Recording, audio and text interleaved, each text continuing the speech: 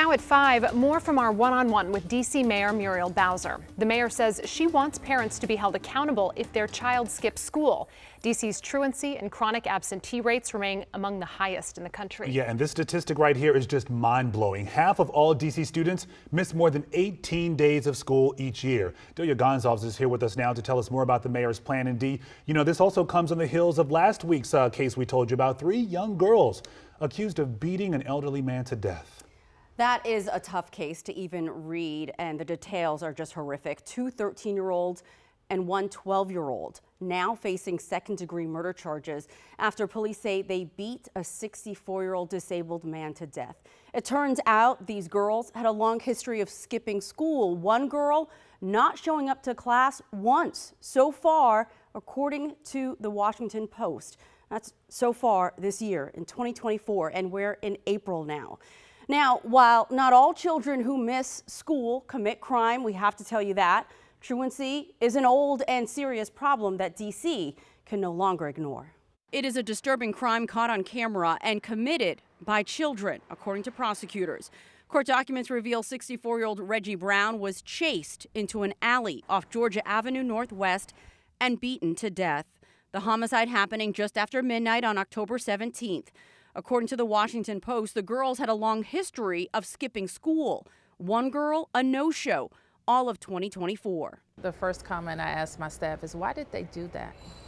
Why did they do that? And so that is a bigger problem, a bigger question. We have to ask our society, our communities, our families, our churches, how do we have 12 or 13-year-old girls who have that much disregard for life? While Mayor Bowser says truancy may not have led to the girls' alleged behavior, keeping kids in school is critical. In a sit-down interview at Capital One Arena, the mayor and I discussed legislation she's working on to address truancy in our schools. We want to make sure that all of our systems, from the courts, the Attorney General, are using every tool that they have, not to punish parents per se, but to make sure they have the services that they need. And if they refuse those services, what are the consequences? And what are the consequences? We don't really have details on what those exactly are right now, but we can tell you that the bill would join 3 others before the D.C. Council right now, all aimed at accountability and support for families whose young people are missing far too much school. And like you said, those numbers, the stats are staggering. So we need to get these kids in school. Yeah.